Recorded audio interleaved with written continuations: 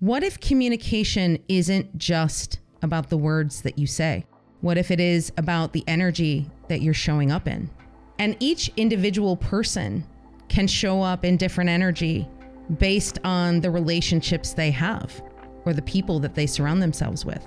Ultimately, we want to be able to articulate what is in our heart, what is truly in our heart to communicate. Often the case is that people communicate what is in their brain or on their mind versus what is in their heart. And that doesn't always mean that it's wrong. It just means that it's just simply scratching the surface of what needs to be communicated. There is always something deeper behind what is going on.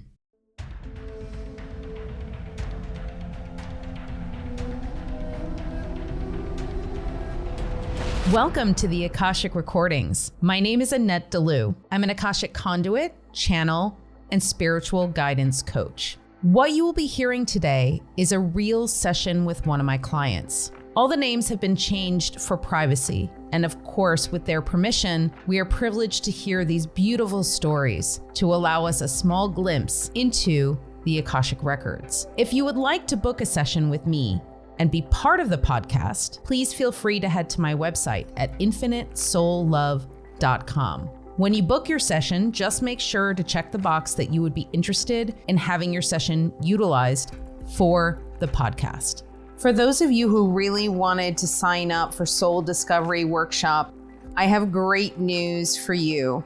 You can head to my website, and on the homepage, if you go to the little box that describes Soul Discovery Workshop, there is a button there that says sign up for the wait list. So if you want to be in the know and want to be the very first one to sign up for the next session of Soul Discovery Workshop online, feel free to head to my website at infinitesoullove.com. Go to that homepage, click sign up for the wait list, and send your email, phone number, as well as your first and last name. And I will make sure you get that registration email as soon as the next course is ready to launch.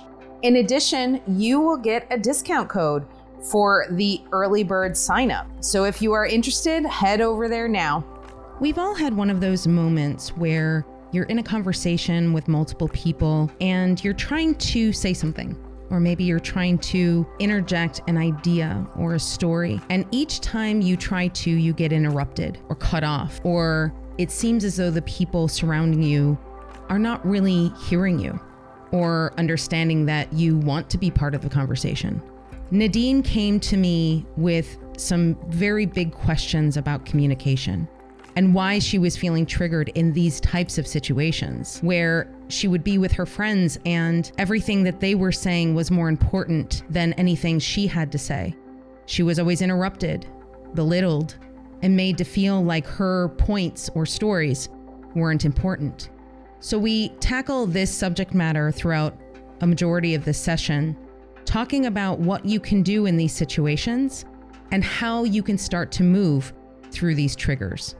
Towards the end of the session, we talk about spiritual gifts and why your spiritual gifts don't seem to be coming through, or why it seems that everybody else around you is coming into their psychic sense, but you are still kind of stuck.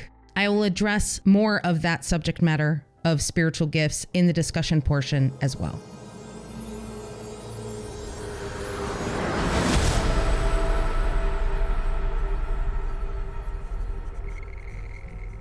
So tell me, what would you like to cover today?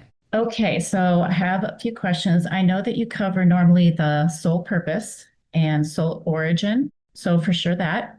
I don't know, I keep going back to how I communicate and how I have difficulty in conversation and keeping it up. I don't know if it is a brain thing or a pattern or a block, but for example, when I see everyone talking and laughing and connecting and I'm not, I shrink inward and I become quiet. I get stuck. I get jealous. I like beat myself up over it. And I just want to know how I can break through that and maybe why. I mean, maybe there's a reason. I don't know if it's a past life thing or just a pattern in my life. Okay. We can certainly take a look at that. Yeah. And also, I have been working on myself for a while, studying different modalities like tarot and human design, even Akashic record reading. I just finished a course. Great. And I just don't feel like I'm connected with spirit. I feel like I'm faking it. And I'm wanting to know when and if my clairs will open up so that I can actually have like a back and forth kind of communication that is solid and I know it's happening. Either like my clairvoyant opens up or clairaudience, or even if that's my path or not in life. Maybe this is not for my lifetime. I don't know, but I've been trying and I'm very drawn to it. I have been forever. And I've gone from a creative business, just been very creative all my life. And I was trying to put together a business on Instagram and it was kind of like going well and people were interested, but I just wasn't making enough money to call it a business. So it didn't really like take off. And so now this last year, I've just heavily been focusing on, well, could I get deeper in the spiritual aspect and maybe blend things together to make a spiritual business? Like, could this be my purpose in this lifetime? Would it be possible? And how would it develop? What would it look like? Cool. All right. Yeah, we can certainly take a look at that. What are you currently doing on Etsy? Oh, so it's really just kind of sitting there, but I do silversmithing, making jewelry.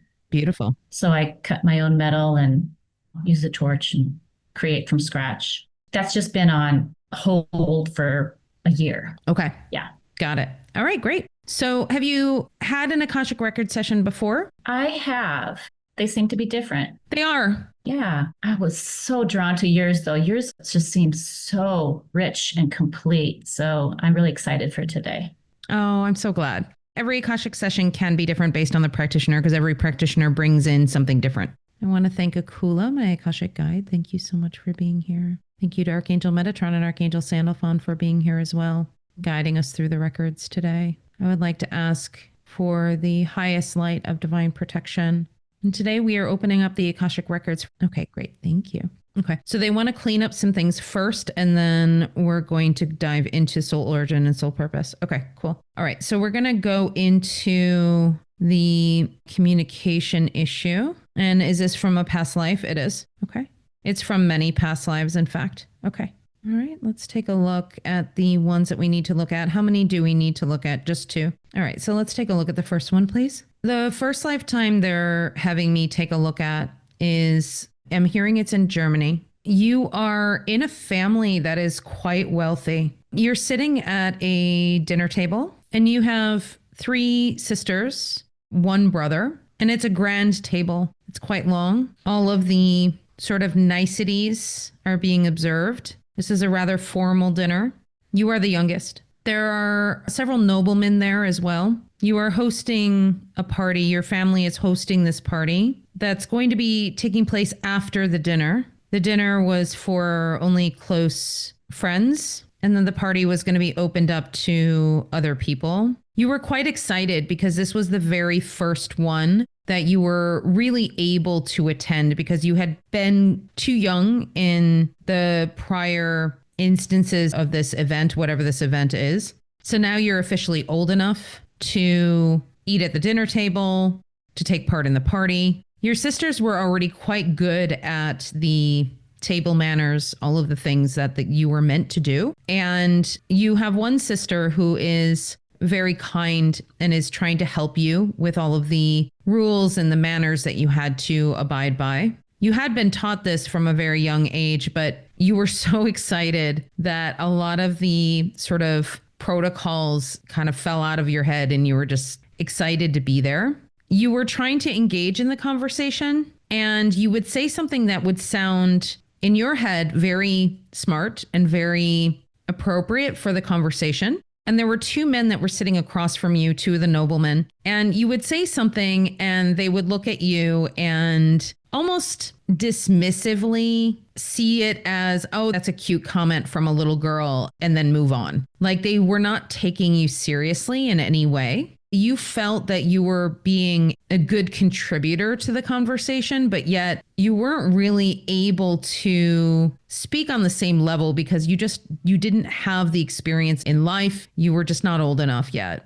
I'm seeing your father motion to you to basically not speak, to not say anything. because you kept on trying to interject, and he didn't want you to change the subject, actually, because he had some things he wanted to discuss with these noblemen, and he was sort of leading them in the conversation, and he was trying to lead them in a particular place. And any sort of thing that you were going to say or ask was potentially going to start leading them down a different path that your father didn't want them to go down. So your father was really trying to control the conversation, and he was trying to tell you to sort of be quiet and not say anything. Your sister is sitting next to you and saying you're going to have plenty of an opportunity to discuss things with other people. Like, don't worry, your time will come. So you're all getting up from the dinner table. You're asking your sister how you did. And she's saying you did beautifully. Like, you did everything perfect. Everything was great. You did a really great job. And so you're really happy with how the dinner went. And so the party started, and your sisters actually went off because they had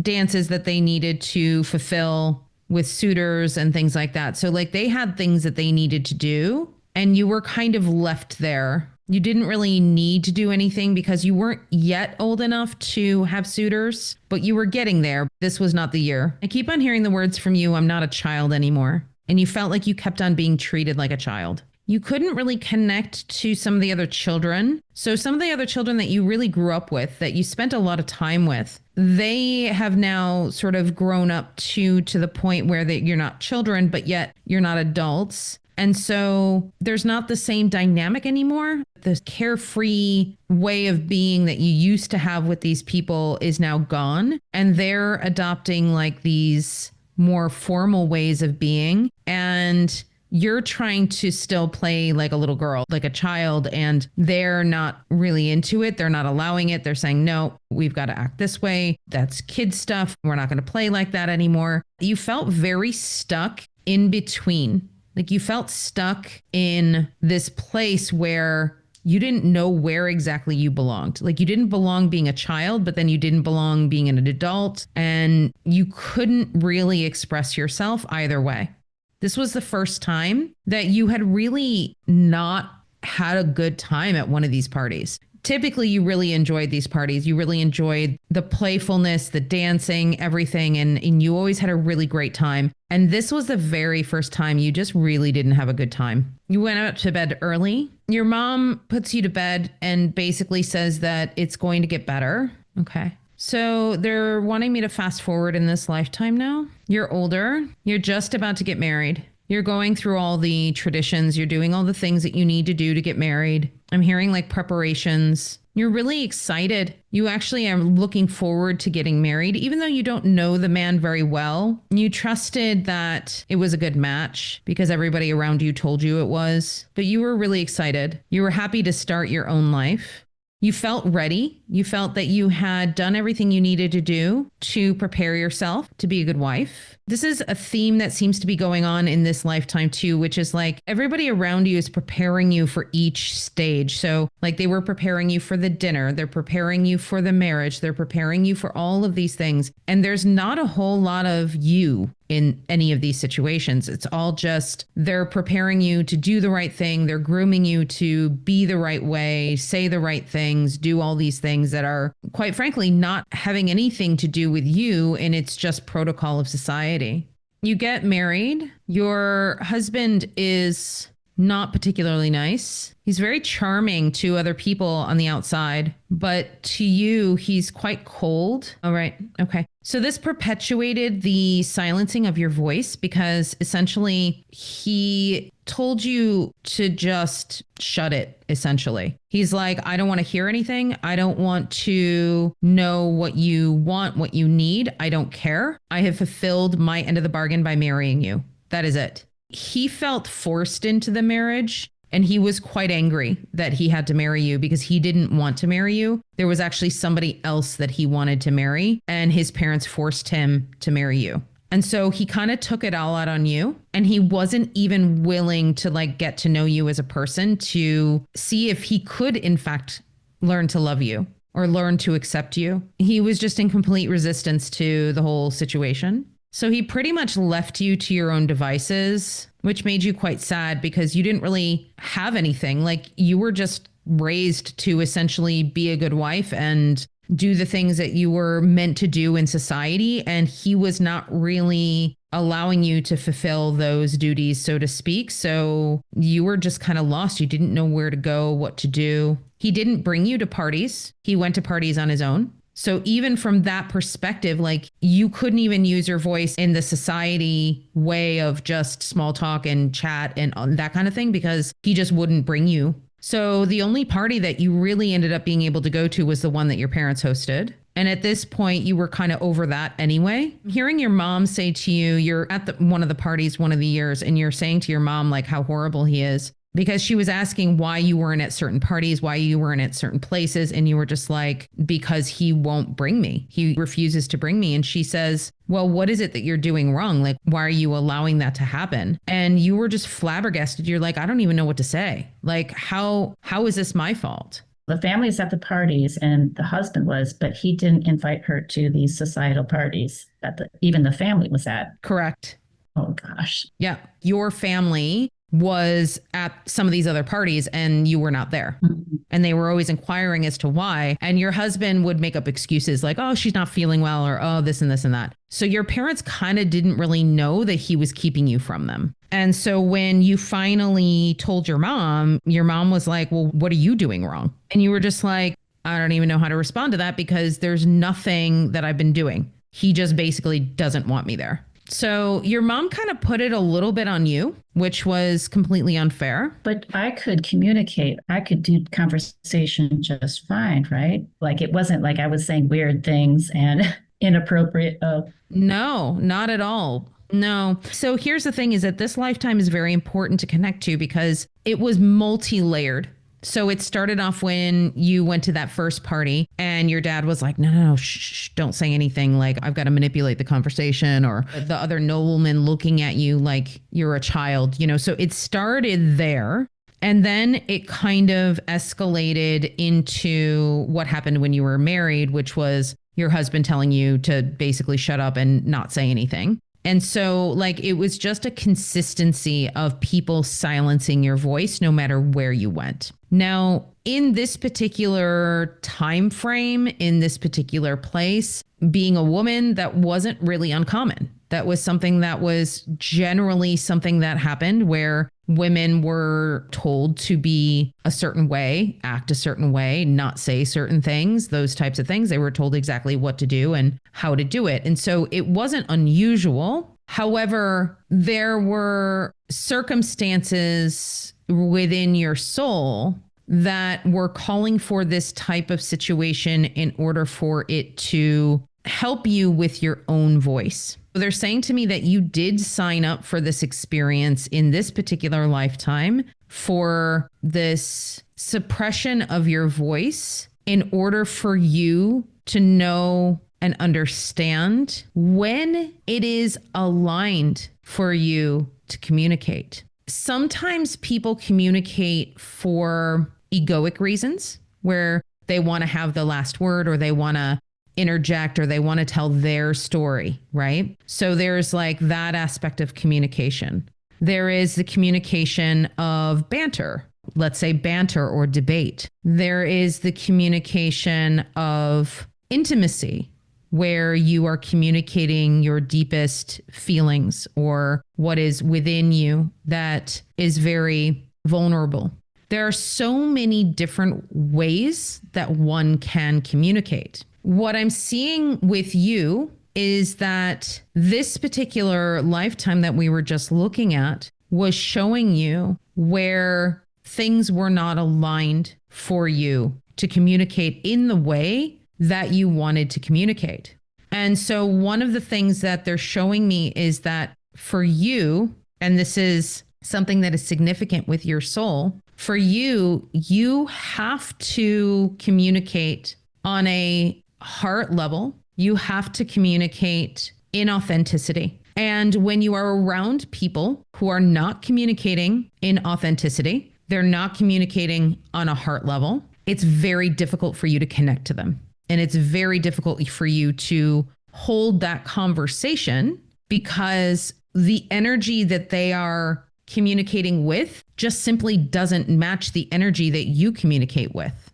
If you can imagine if you're in that previous life, you're sitting at the table. Imagine no words being spoken, but simply energies being exuded during a conversation. So if you look at the energy of every single person at that table, it was all surface level. It was all almost scripted in a way. None of that conversation was authentic. The thing that you said that the nobleman sort of brushed off as being childish was something that was very deep and very meaningful, and something that could potentially make somebody stop and think about something and stop and really feel into something, which made people incredibly uncomfortable, especially in that particular scenario.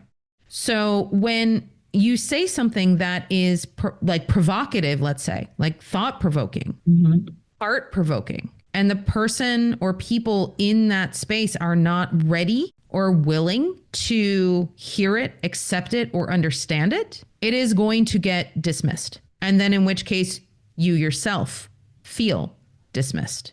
So you in this particular lifetime triggered a whole bunch of people, including your husband, because you were, as an energy, almost demanding people to be in their authenticity when they were not ready to be in their authenticity. Had your husband been in his authenticity, he would have said to you, I don't love you. I didn't want to marry you.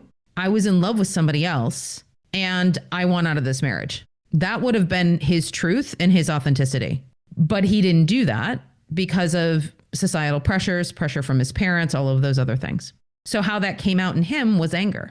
So let's take a look at the next lifetime that we need to see so we can get the full picture and then help you to move through this. So this is interesting. This next lifetime is sort of the antithesis of what we just saw. In this particular lifetime, I'm seeing you are the matriarch. In this particular moment that I'm seeing, you're a grandmother and you no longer have a husband. He has since passed. You have 6 children and they have children of their own. And you are cleaning, cooking, getting things prepared to have the family over. And everybody looks to you. Everybody looks to you for advice, for counsel. You are basically the wise one in the family.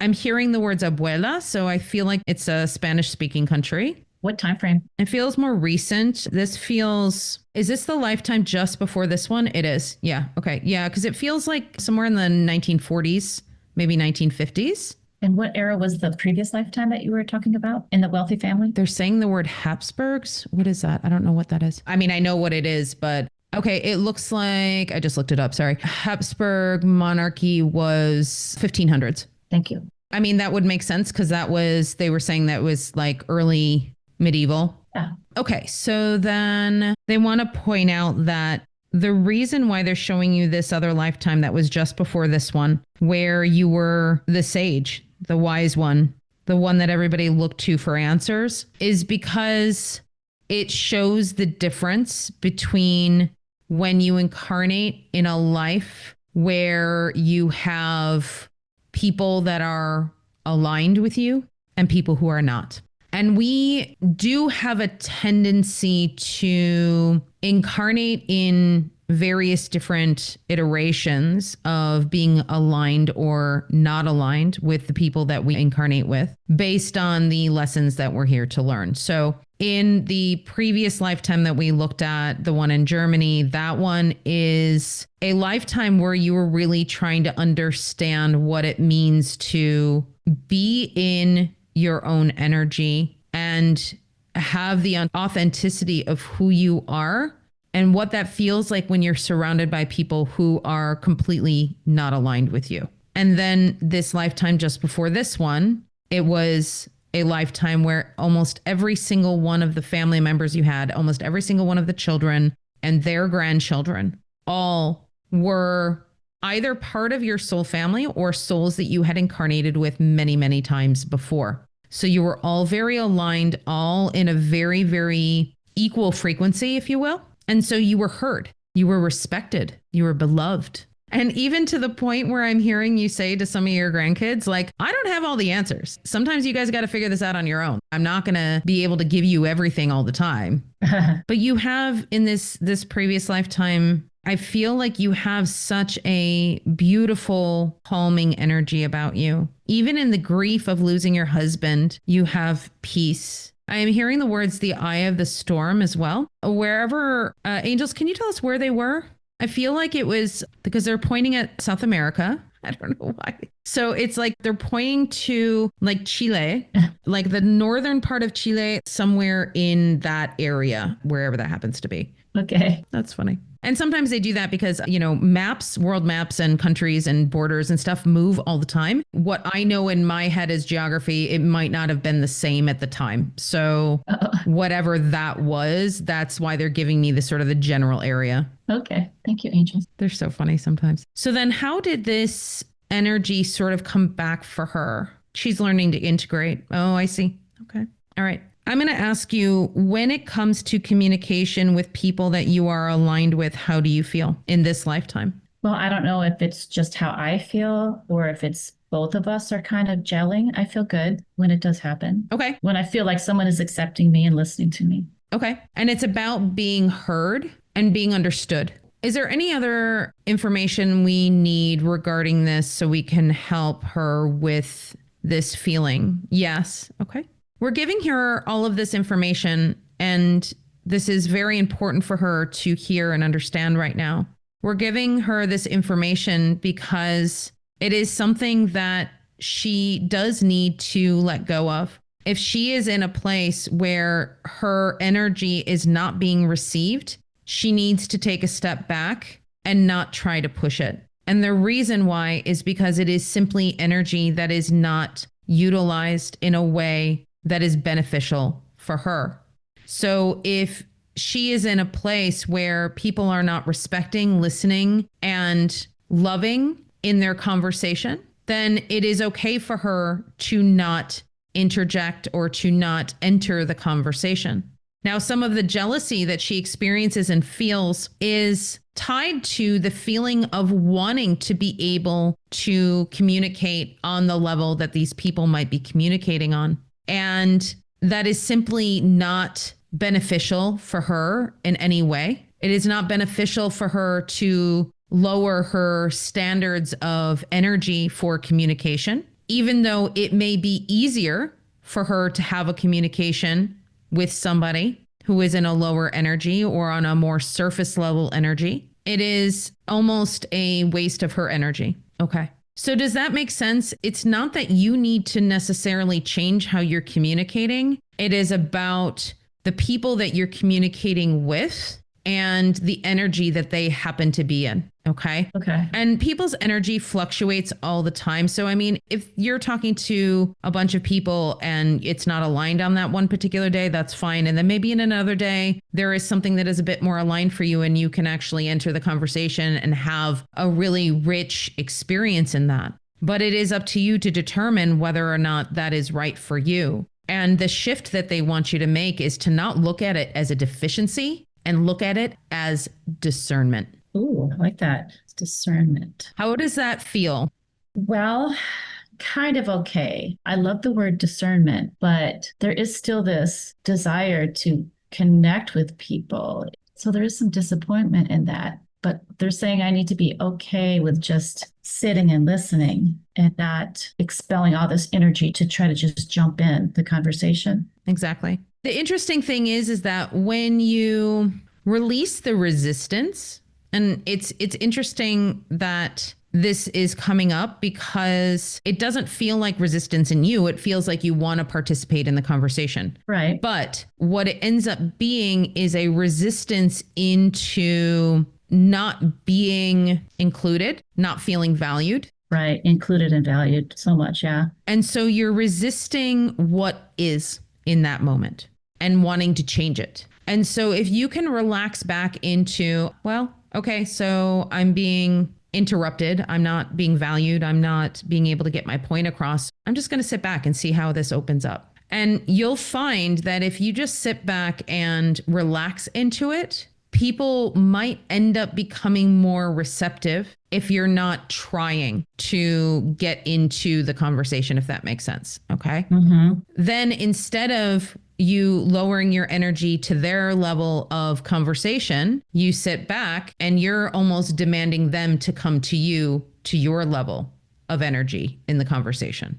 Does that make sense? So I'll put off that kind of energy where they'll pick up on that maybe. Correct. Okay. Yeah. So, I mean, the thing is that we are human. And so that is something that can really get on our nerves. Let's put it that way. Yeah. I mean, I've been in that position. I'm sure many people have been in that position where you feel like you're being interrupted, like somebody is not listening, that you can't get a word in edgewise. I have been in situations like that myself where I feel like I'm trying to tell a story like 6 different times and I keep on getting interrupted.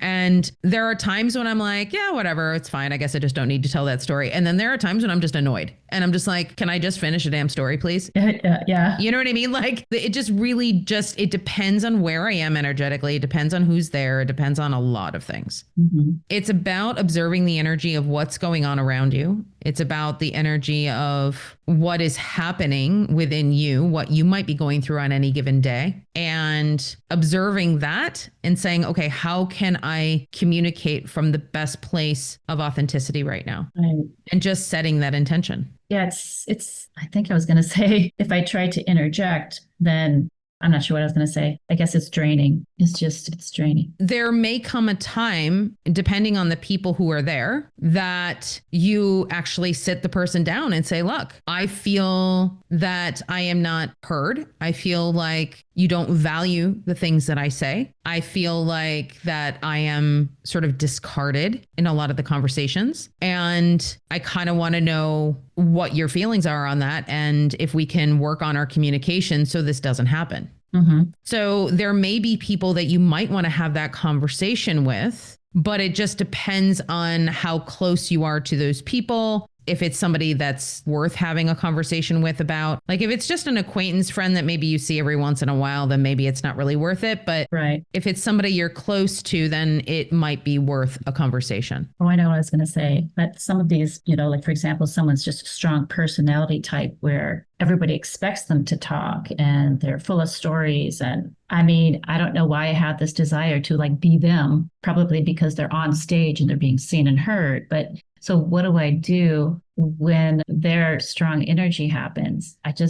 Do I just sit there? That just doesn't feel good to me. Discernment, just sit back and maybe wait till the right moment, you're saying. Well, it's about waiting to the right moment, yes. But also when you can sit back and be the observer, you can kind of see what is going on with the other person. For example, if you're observing a conversation and let's say there's a bunch of people in the conversation, mm-hmm. you can maybe see that, oh, maybe this person is telling this story because they're insecure about something that they're going through and they need to get this out of their energy, right? Maybe this person needs to tell this story because they're feeling insecure and they need to feel like they are being pumped up or that they are better than they feel that they are, right? You're going to start to notice these things. You're going to start to notice all of these little energies coming from the people that you're talking to. So when we shift the focus from ourselves and what we're desiring in the conversation and shift the focus to what other people are expressing and the energy that they're in, it immediately helps you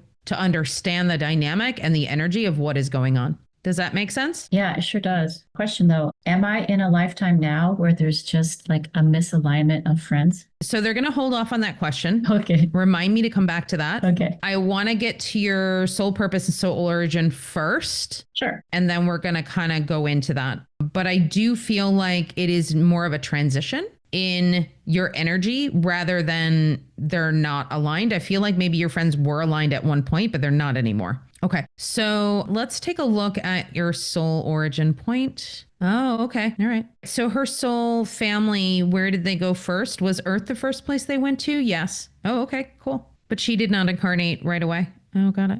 Interesting.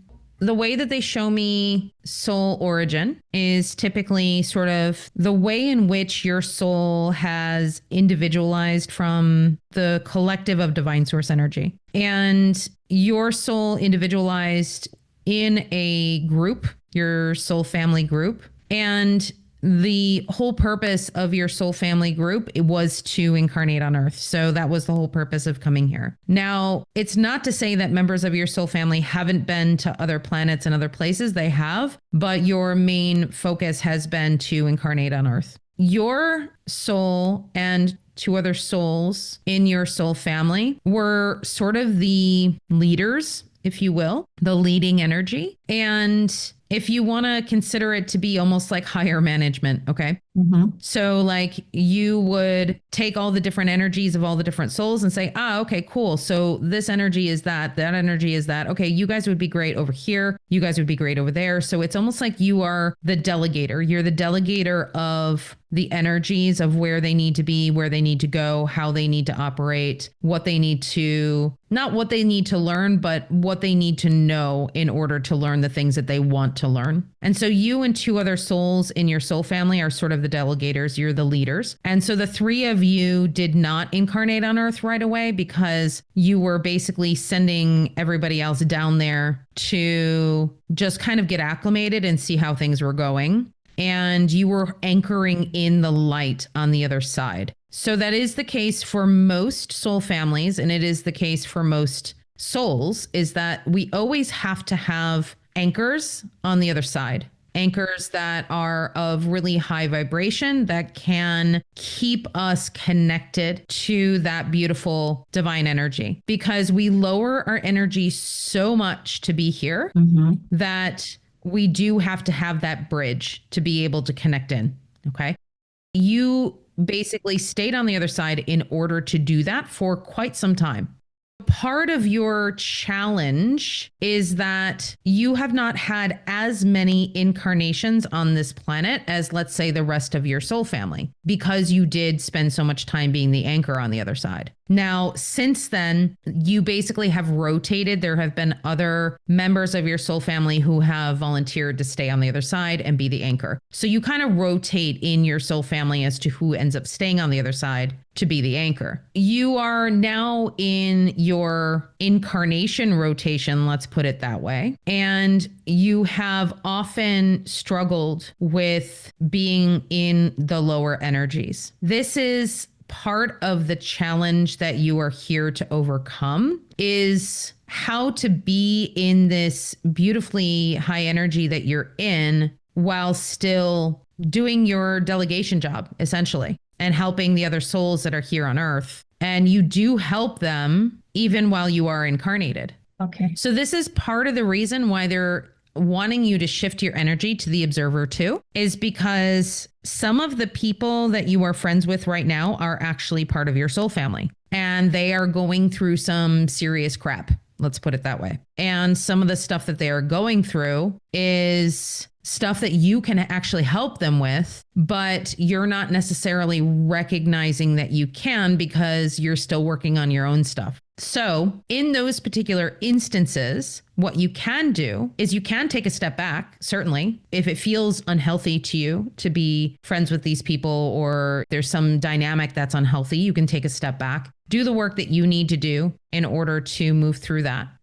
And then when the time is ready to come back together again, the universe will put you back together and then see if you can achieve what you came to achieve in your soul contracts. It's a little bit of a dance, okay? And that's why discernment is so important for you. Because if you are able to say, okay, this situation isn't healthy for me, I'm going to take a step back.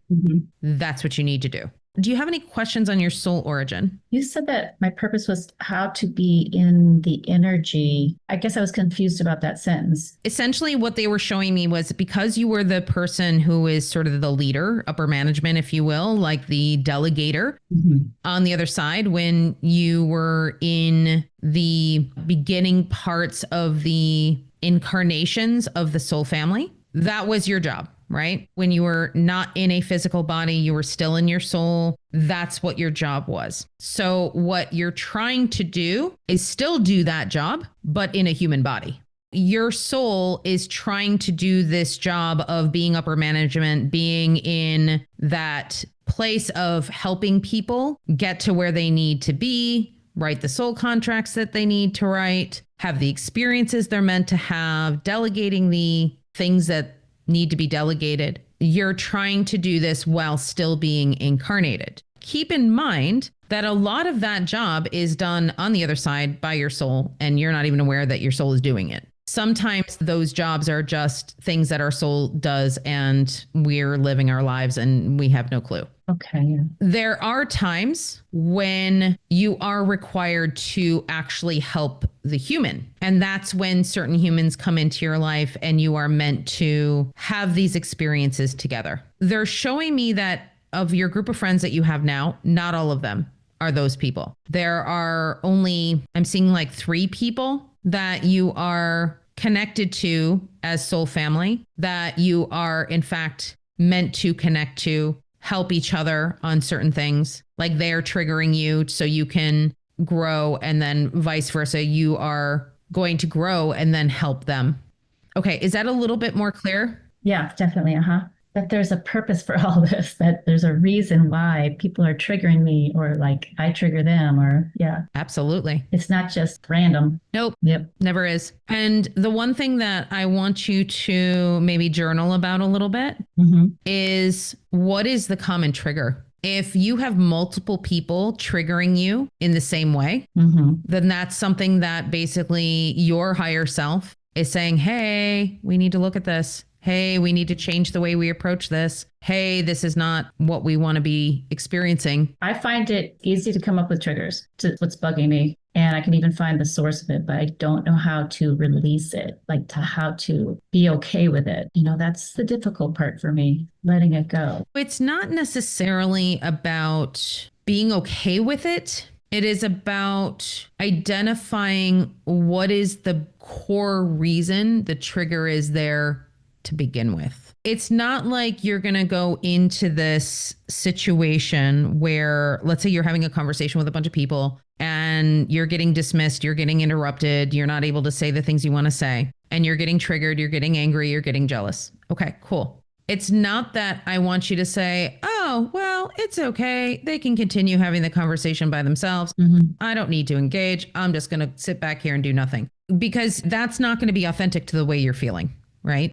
You need to be authentic in how you're feeling while still changing the reaction that you're having. Okay. Changing and shifting that reaction. Okay. In that moment, you're feeling angry and jealous. Cool. Okay. So what can I do initially? Well, okay, I'm feeling these feelings. What can I do to not feel these feelings? Okay, I'm going to disengage. Okay. Oh, hey guys, I need to hit the restroom. I'll be back. Go to the bathroom, take a breather, take a moment and ask yourself, okay, why am I feeling this way? Why am I feeling jealous? Why am I feeling angry? Why am I feeling neglected or not heard? What is behind that? Do I not feel appreciated? Do I not feel loved? Do I not feel that this person or these people value me, value my opinions, value who I am? Do I feel like they don't know me? Those are the sort of like explorations that you want to do. Now, it's difficult to do that in a bathroom if you're like taking a quick break from a conversation, but just make mental note of it. So just like take a couple of deep breaths, make a mental note and say, okay, I'm feeling triggered. These are possibly the roots of these triggers. I'm going to take a deep breath. I'm going to go back out there. And if I still continue to be triggered, then I might just go. I might just leave early. I might just excuse myself and head out, right? And then after the fact, you can go and do the deep dive within yourself and do a meditation and say, okay, angels, show me what it is I need to learn from this, or what is this trigger showing me? Because the triggers are always going to show you some sort of emotion that you have within you that you have not expressed, dealt with, or released. Okay. If you are in a place where you feel comfortable, if they are close friends that you know don't judge you and don't have any sort of ill will towards you in any way, you can actually say, if you want, you know what? I'm feeling a little triggered right now. Like I'm feeling like some emotions are coming up in me and I'm not sure where they're coming from. So I need to either talk it out or I need to go because I'm not feeling good right now. And if you feel safe enough to say that in front of certain friends, it could also end up helping the relationship and making the relationship closer. It just depends on how you feel about the people that you're speaking with. Okay. Okay. Yeah. Yeah. And they're just saying you might be surprised. Okay. You might be surprised how some people respond. So being authentic in how you feel with certain people, not everybody, but with certain people that really do matter to you. I like the discernment and the observing. I'm definitely going to use that. Sure. Would I still be able to ask the question about my clairs and opening my spirituality? Yes. Yes, of course. Well, so I feel like that's going to be diving into your soul purpose. So we're going to dive into that next as well. So give me a second. Awesome. All right. So we have already touched on your soul purpose a bit. So your soul purpose is what we just kind of talked about, which is being able to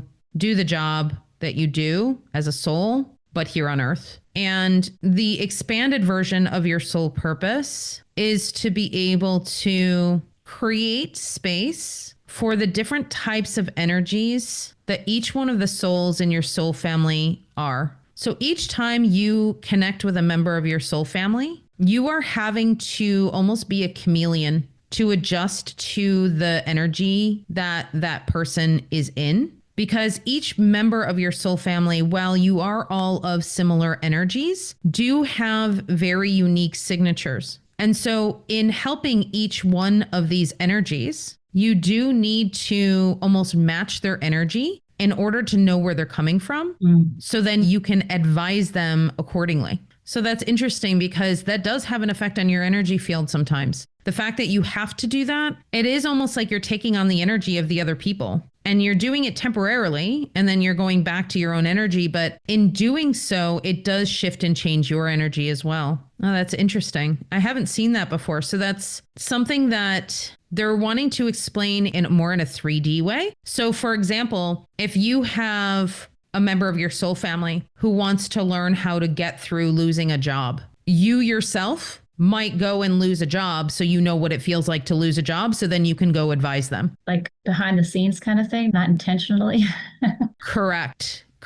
Yeah. So it's all perfect though, and it's energy, because if you do that, if you take on an energy in order to help somebody else, you rebound from that energy pretty quickly. So let's say we'll use that example. So losing a parent, you might end up in the energy of losing a parent. Now, you may not lose that parent yourself, but maybe you have somebody very close to you who loses a parent. And so you have to experience it with them and know what it feels like. Or maybe you do lose a parent, and so you know what that feels like.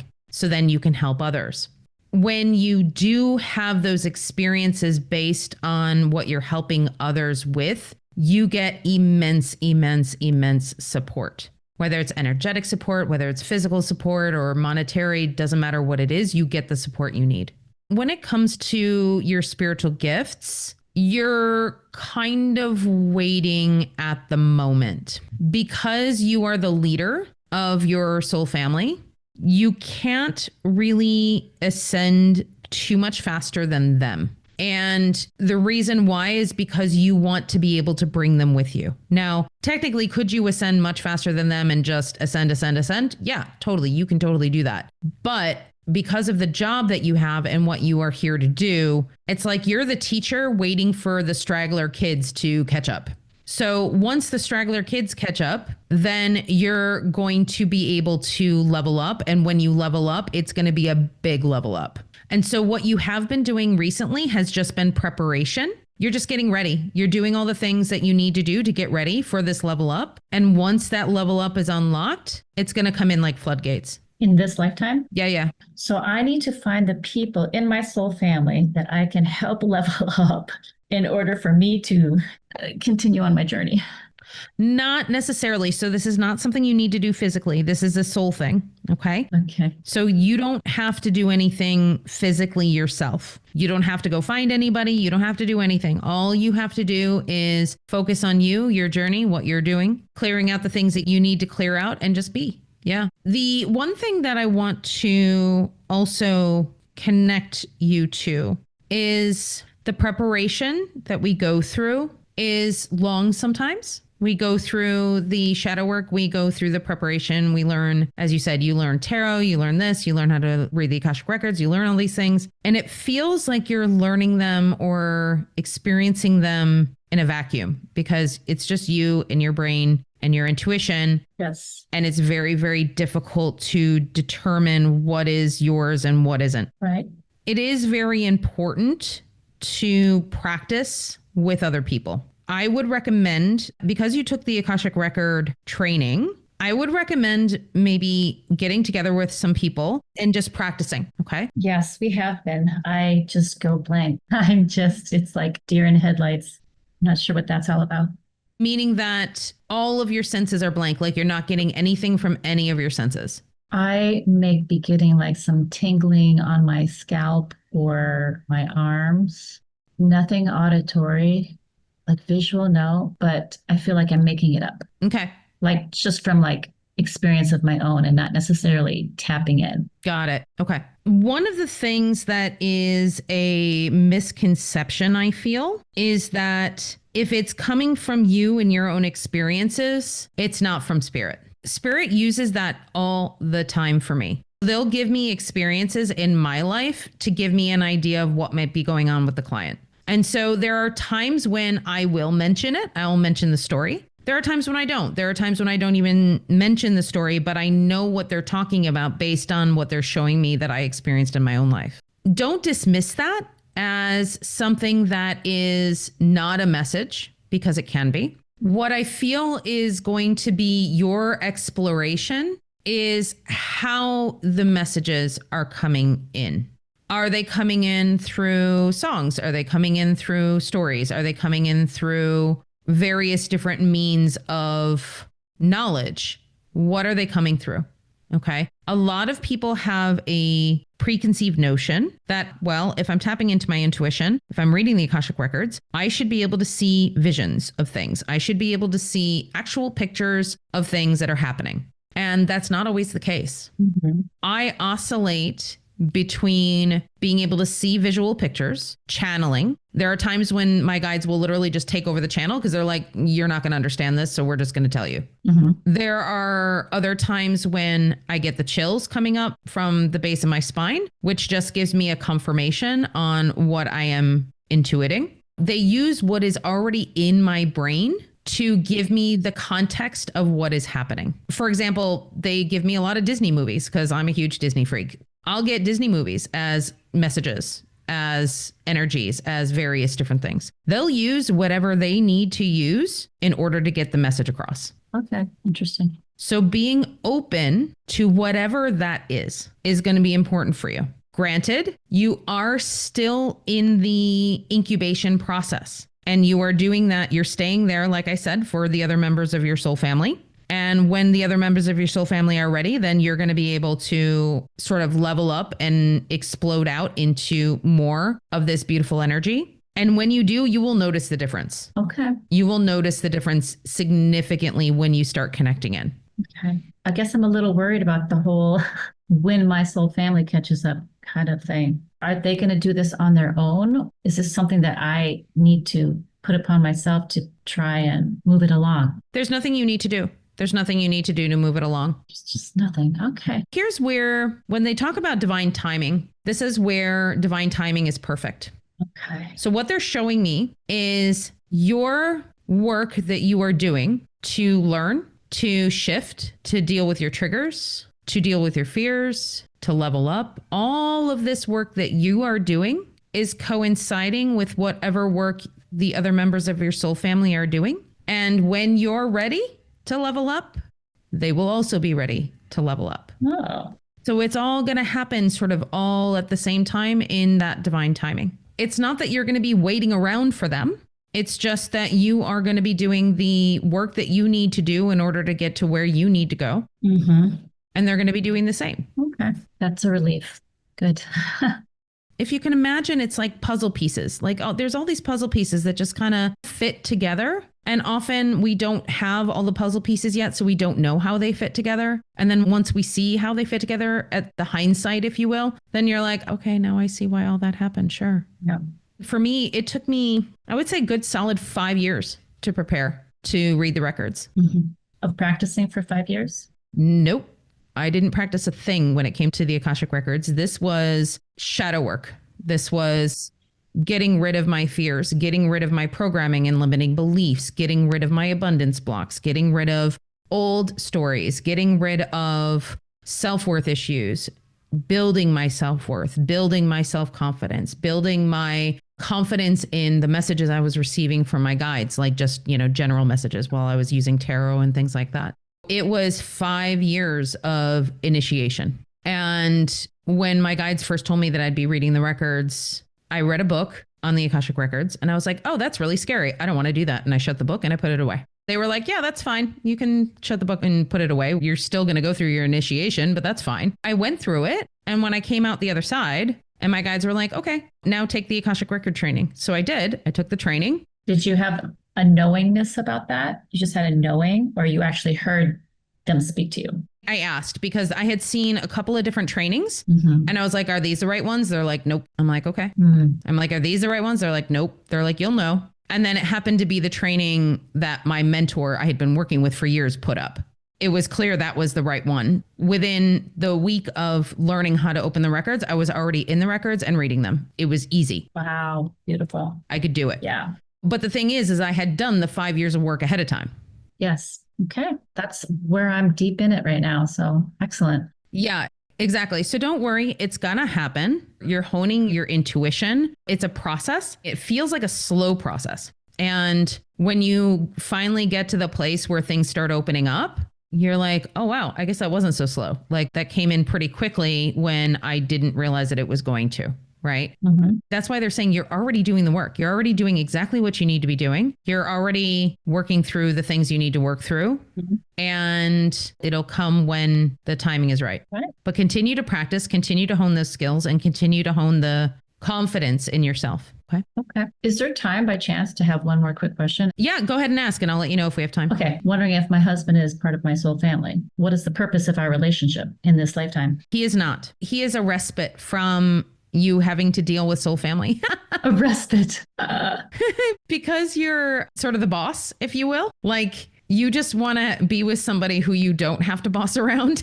Oh, well, he bosses me around. I'm not sure I like that. But that actually makes a lot of sense because you're like, yeah, I don't want to have to boss anybody around. I want to just relax. So yeah, he's somebody you've known for a while as a soul. And he's somebody who came in that is just a very different energy from your soul family. And he is a very go with the flow, calming kind of energy as a soul. And so it goes very well with yours. It's a nice complement to your soul energy. And even though in 3D, you both have very strong personalities, but it's like they work well together. So there's no like big lesson that we're supposed to be learning together. There are some little lessons here and there, sure. Your main purpose in being together is just sort of support. You do have various lessons you're learning, and we can always cover that in another session, but there's not one like big thing that you're trying to overcome. Okay, good. Wonderful. Oh, and hold on one second. My guys are just showing me. They're like, look it up on the map. So the country I was talking about is Bolivia. Bolivia, okay. Just north of Chile. Okay. They were right. I was not even thinking Bolivia. It wasn't even in my head. So I was like, yeah. They were like, look up that country for her. I don't know why that's significant, but it's just something that you can connect to. All right. Wonderful. I am going to close the Akashic records. I want to thank Akula, my Akashic guide. Thank you so much for being here. Thank you to Archangel Metatron and Archangel Sandalphon for being here as well. The records are closed. The records are closed. The records are closed. Thank you. Okay. How do you feel?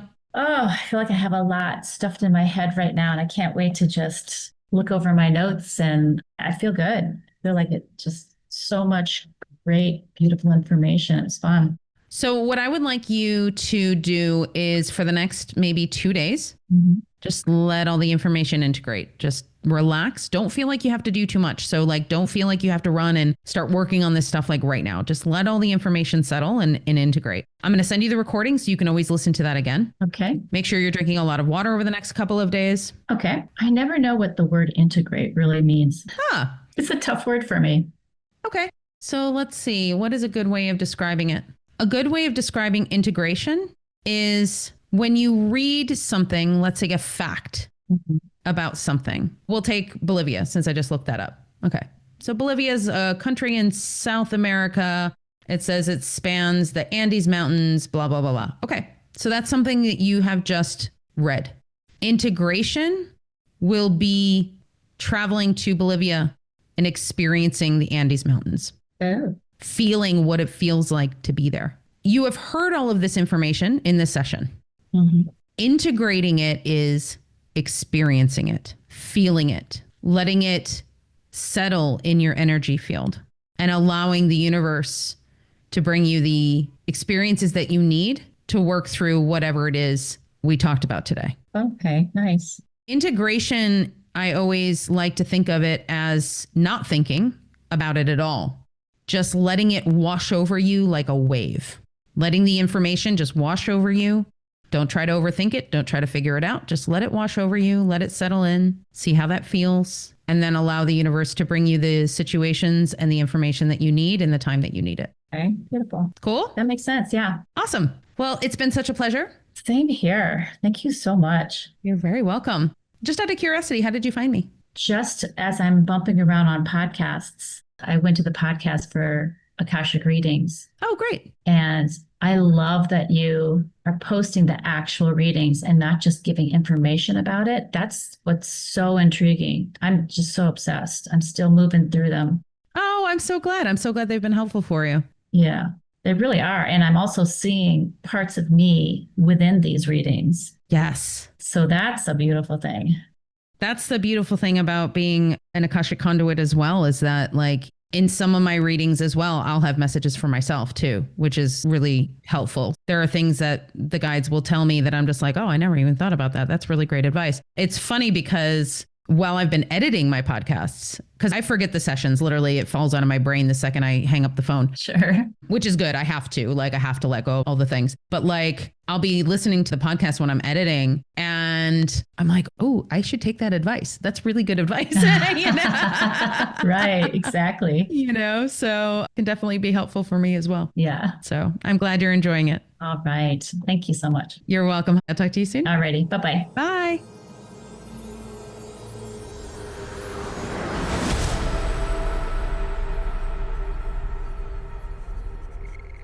I would like to thank Nadine for allowing me to record her session for the benefit of the podcast. Communication is such a huge thing for us here on this planet. Communication is how we move through the world. It's how we get things done, how we express feelings, how we connect to each other. What if communication isn't just about the words that you say? What if it is about the energy that you're showing up in? And each individual person can show up in different energy based on the relationships they have or the people that they surround themselves with. Ultimately, we want to be able to articulate what is in our heart, what is truly in our heart to communicate. Often the case is that people communicate what is in their brain or on their mind versus what is in their heart. And that doesn't always mean that it's wrong. It just means that it's just simply scratching the surface of what needs to be communicated. There is always something deeper behind what is going on. One of the things I want to address is that when you are communicating solely from the mind, you are navigating what you think needs to be said. But is that coming from your ego? Is that coming from the need to sound smart, the need to be the most important person in the room, the need to be seen or heard? Where is that coming from? When you communicate from the heart, you are pulling in your energetic frequency in addition to the words that you are saying. I say this often to my clients in all of my communications with all of you, that the energy is always the leader. When you are about to say something to somebody, they feel your energy before you even say it. So you might be wondering why somebody is approaching you with a particular type of energy. It might simply be because they are feeling your energy before you even utter a word. There are so many miscommunications that can happen because of this. Miscommunications based on what you are saying versus what is in your energy field. This often happens between couples where if you say something simple like a simple question of what's wrong, and the person says to you, nothing is wrong. You feel the misrepresentation in that. Now, in a simple exchange like that, how that could go if you are more heart-centered, that could go something like this. I'm starting to feel that you are going through something. Is there something that you would like to talk about? Or is there something that you would like to express? And the other person can say something like, I'm really not sure what's wrong right now, but I really have to work through it on my own. And I'll let you know when I'm able to articulate what is really going on within me. Oftentimes when people say, no, I'm fine, and you know they're not, it's because they haven't processed what has happened. They need to process the event or whatever happened during the day that put them in that energy. They have to actually go within and figure that out for themselves. Even if it has something to do with you specifically. Let's say you had a fight with your significant other and their energy is completely off for the rest of the day. You might address it by saying, hey, I've noticed that you've been a little off for the rest of the day. Is there something more that we need to address or talk about? And they may have the opportunity to say yes, but I don't know what yet. Or maybe they just say, no, we don't need to talk about anything anymore. I just need to go through the emotions of what I'm feeling. You see the difference in those exchanges and how speaking from the heart can make all the difference in the world, in addition to not taking things personally. In this particular instance with Nadine, she was taking it personally that her friends didn't respect her because they were not allowing her to interject or participate in the conversation, when it really had nothing to do with her specifically. And when I was feeling into the energy of those situations, that was exactly what I got. What it happened to be was that the people that were in the room were wanting to have more input or more of the attention of the room than, let's say, Nadine necessarily wanted. They wanted it more. They wanted to be seen and heard more. And so they were louder. They were more energetically pushing their energy. They were pushing their energy further into the space or into the conversation. In those particular situations, it is important to identify why you are triggered. And it's really interesting because this happened to me just this past weekend. I was out with a bunch of friends and I was trying to say something, and the two people I was talking to were interrupting me every single second, to the point where every time I tried to say anything, it was cut off.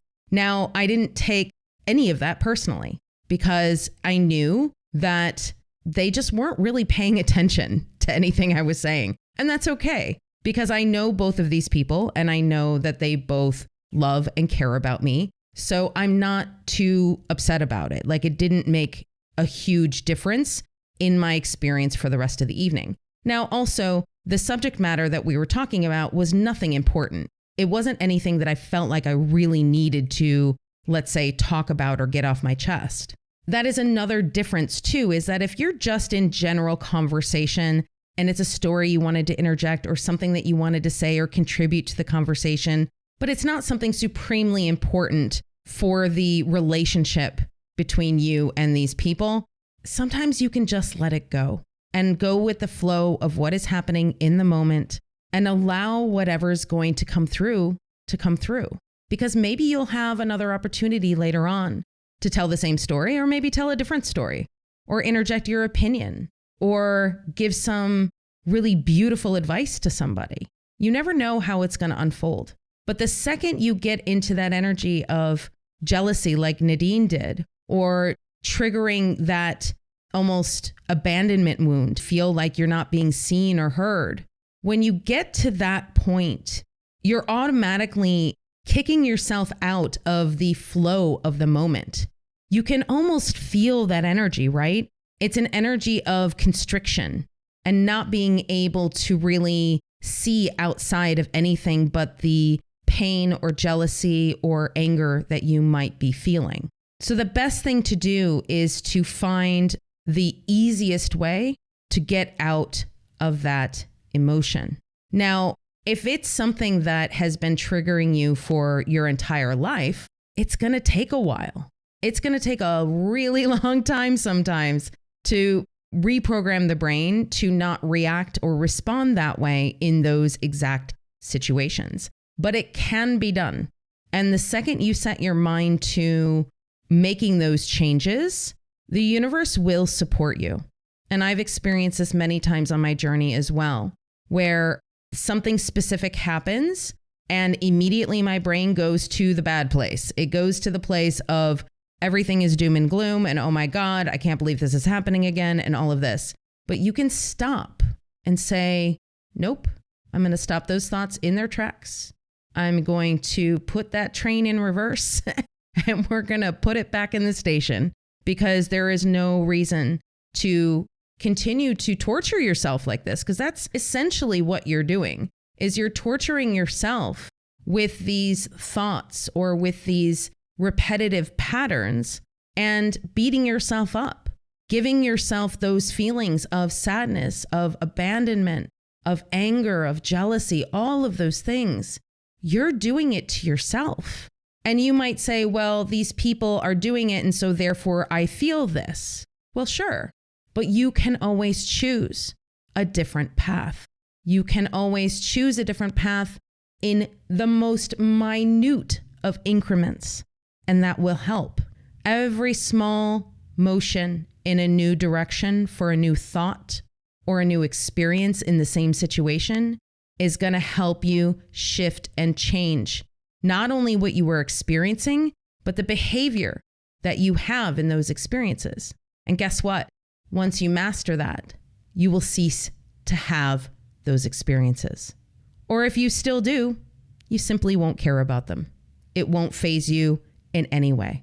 And I promise you, you can get there. Now, sometimes communication can get muddled because of a difference in frequency. And I've seen this many times with my clients where, let's say in past lives, they have been speaking about the way to go with the flow with the universe and to live in your highest timeline. And if you are talking to a bunch of people who are still asleep, who are not awakened to their true nature, they are going to almost hear different words. And again, it goes back to connecting to the person's energy. They might understand on a soul level or on a subconscious level what the person is saying, but if they're not in that same frequency or a similar frequency, then the meaning of the words are going to be different. How it hits a person energetically will be dependent on where they are in their particular journey. You could be saying something that is the most uplifting thing that would help somebody to get out of sadness or to cheer them up in some way. And if they're in a particular type of energy, they are going to hear it as sarcasm. They're going to hear it as something that you are criticizing within them. And you have to accept that that is how they are going to take that information.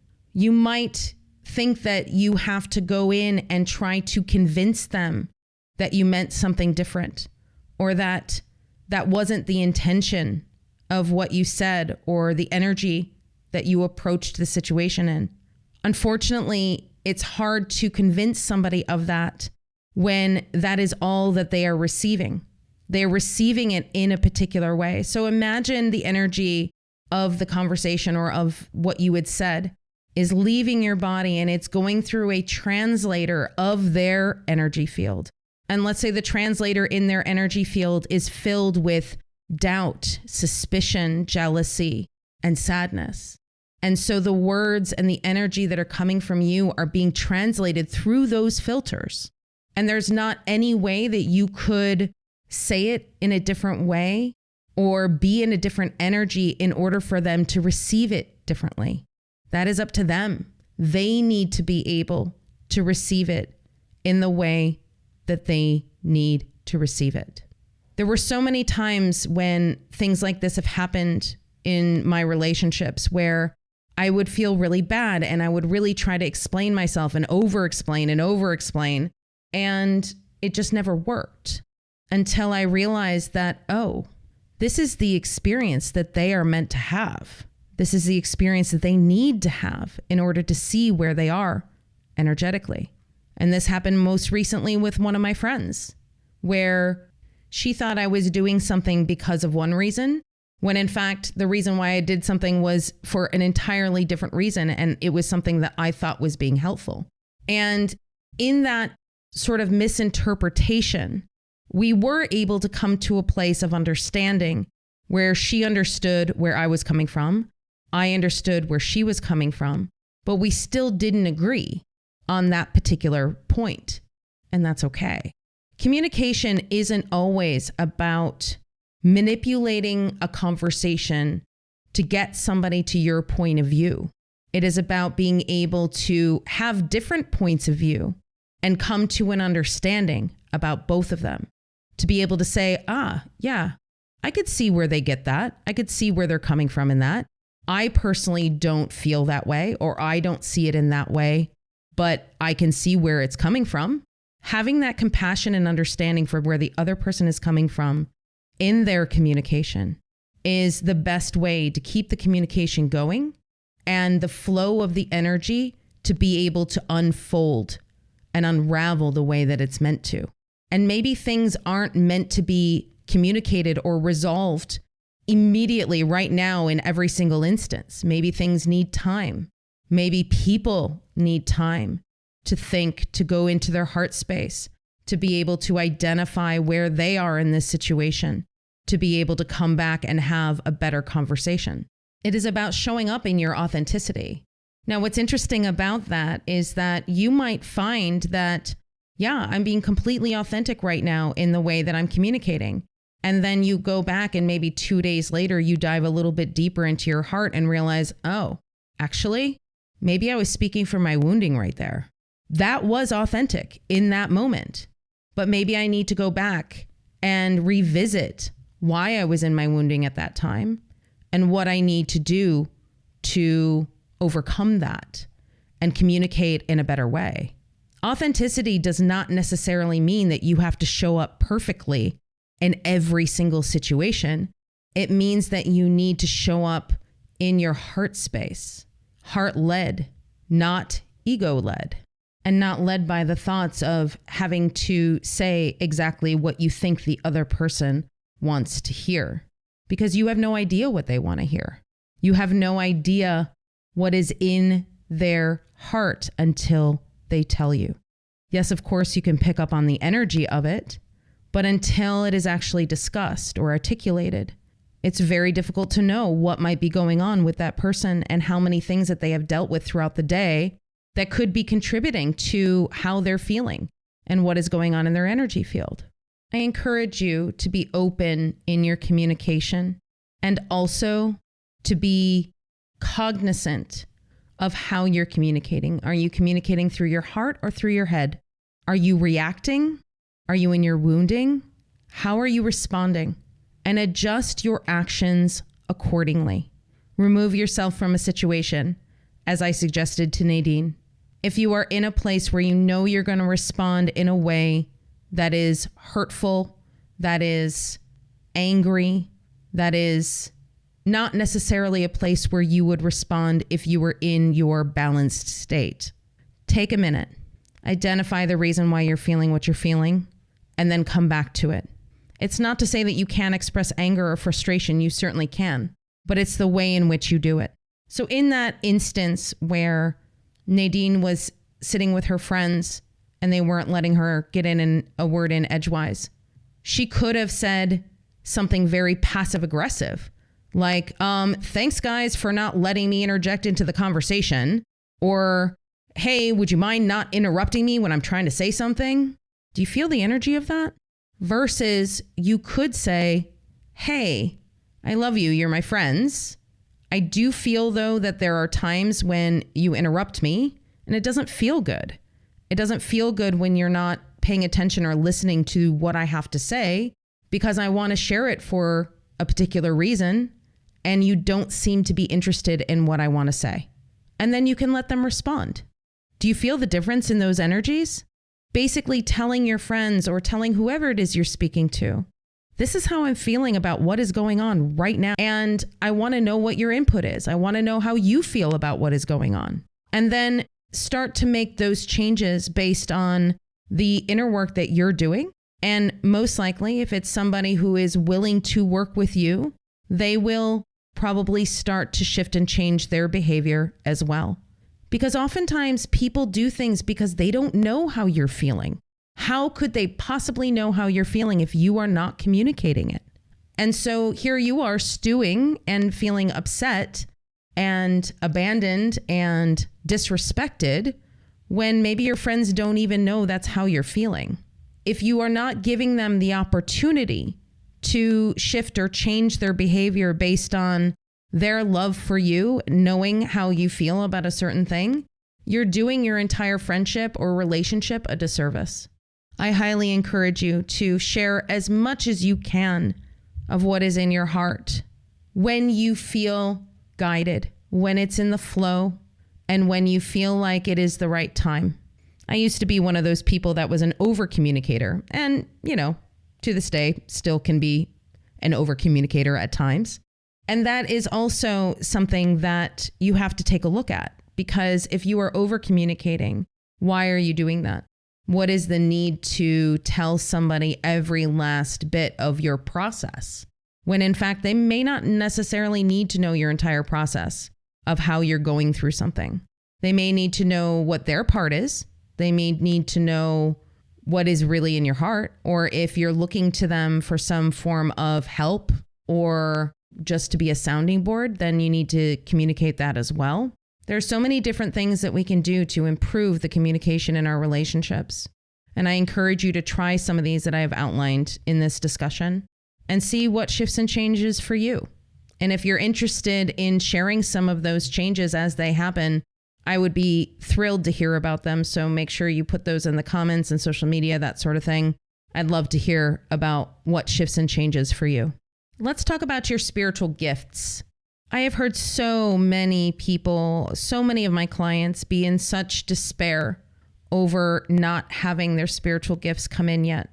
And I want to give you some encouragement right now that your spiritual gifts come in exactly when they're meant to and how they're meant to. And I would highly encourage you to not compare yourself to anyone else's spiritual journey. Yes, there are people who are born completely open to their gifts. And that has to do with the work that they've done in past lives. It has to do with their psychic debris field, if you will. And they probably don't have a whole lot of psychic debris going on in their energy field. Your spiritual gifts are directly related to who you are as a soul and are probably not going to be too far off than your natural talents that you have as a human. I want you to be able to connect to your natural talents and understand that those are going to be the little clues to what you are here to do as a soul. I have so many of my clients come and ask me, well, why can't I see anything? I really want to see things. Clairvoyance is probably the most sought after spiritual gift. But I am here to tell you that it's not everybody's spiritual gift. Reading the Akashic Records is not everybody's spiritual gift. You may be a healer. You may be really adept at Reiki. You may be a nurse, and you may not even know that your soul is helping people as you are working on them in the physical, in the 3D. You might not even realize that your soul is doing so much work behind the scenes and that your spiritual gifts are completely online and you're doing so much good in the world. But just because you can't see it or feel it, there is anger or frustration there. So I'm encouraging you to find out what your spiritual gifts are by getting an Akashic Record session. We can definitely explore it so you know that you're going down the right path and not banging your head against a door that is partially shut or completely shut to you. Now, this doesn't mean that you couldn't have clairvoyance. Every single person on this planet has access to every single spiritual gift that is out there. We all have it within ourselves, within our souls. But just like fingerprints, every soul is different and every soul has a different frequency and a different talent and a different propensity and a different job, if you will. Can you be clairvoyant as well as being a healer? Absolutely. Could you be 17 different types of light worker? Yeah, you totally could. The thing is that it comes when it is meant to. And your most dominant spiritual gift, the one that you excel at, that's the one that's going to come through first. You might be fully into your spiritual gifts already and not really realize it. I highly encourage you to do this exploration in order for you to be able to stop beating yourself up over your spiritual gifts not coming in, or why are they not coming in this way or that way, or like this other person that I know. Okay? Embrace where you are and embrace who you are. Ask your angels and guides for the direction of what you need to do next in order to develop more of your spiritual gifts, or in order to level them up. What is the next step that I need to take? And that's all you need to know. They will guide you. They will show you. And when you look back a year from now or 2 years from now, you will be able to see the progression and understand why you had to go through what you did and what needed to happen in order for your spiritual gifts to start to unfold. Certain people have a lot of psychic debris. Certain people have a lot of things, a lot of heavy things that they need to work through before they can uncover that beautiful soul light that they are. And that's okay. That's their journey, and they will get there. Next, I want to talk a little bit about fact checking. This is the part of what I do that I find to be one of the cooler parts of being an Akashic conduit. And that is when we start getting into geography, history, all of those things in the past when we're accessing past lives. Now, if you have been following this podcast for a while, you know that my guides don't usually give me a ton of detail about countries and timeframes, dates, those kinds of things, because ultimately they're really not that super important for the client to understand, unless there is something particular that needs to be addressed or that is significant to a particular place. They usually are not going to bring it up. There are times when it is important. There are times when they do give me that information. And there are times when I question it. I am sitting here in my brain as the channel is coming out my mouth going, oh my God, I hope that's right. Like, oh my God, I hope that history is right, or that date is right, or that that geography is right. And as you heard in this particular session, my guides were telling me that in that past life, she was in sort of northern Chile. And it wasn't Chile because I wasn't even thinking of Bolivia, but that's exactly where she was. But I couldn't think of the country at the time. And so they basically just kind of gave me like a general location and said that it was north of Chile. So then during the session at the end, if you heard, I actually looked it up to see what they were talking about. And that will happen from time to time. Another thing that happens, which is really cool in my opinion, is I will come up with things that have happened in history that I personally don't know about, that they're just being channeled through me through divine source energy. And then I go back and I look it up after the fact and find out that everything that I channeled was absolutely accurate. And that kind of stuff, super cool. It's super cool to hear that, because I do doubt sometimes while I'm in the channel. I'm in my channel, but then my brain is also thinking at the same time, if that makes any sense. So the channel is coming out my mouth and my brain is sitting here going, oh, that's interesting. Oh, wow, I didn't know that. And then occasionally it'll be like, I don't know if that's true. Yeah, maybe I have to look that up later. And it's really fascinating to look that stuff up later and see the accuracy of it. And I don't think I've had a situation where I've been given information like that and it's been completely wrong. So maybe it's been off by a few years or a couple of decades or something like that, but for the most part, it's been pretty spot on. So that is just a little fun tidbit of information for all of you in a behind the scenes way for these particular sessions. Again, I would like to thank you for joining me this week. It's been such a pleasure to connect with all of you who are enjoying the podcast and who have been following.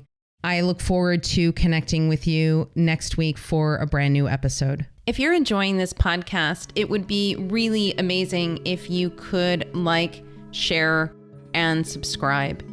Wherever you listen to podcasts, whether it's Apple or Spotify, Feel free to give it a review if you feel called. If you are following me on YouTube, make sure you subscribe and hit the bell so you are notified for every single new episode of the Akashic Recordings. If you feel called to book a session with me, you can always reach me at infinitesoullove.com, and you can book directly on my website. Thank you so much for all of your support, and I can't wait to connect with you next week.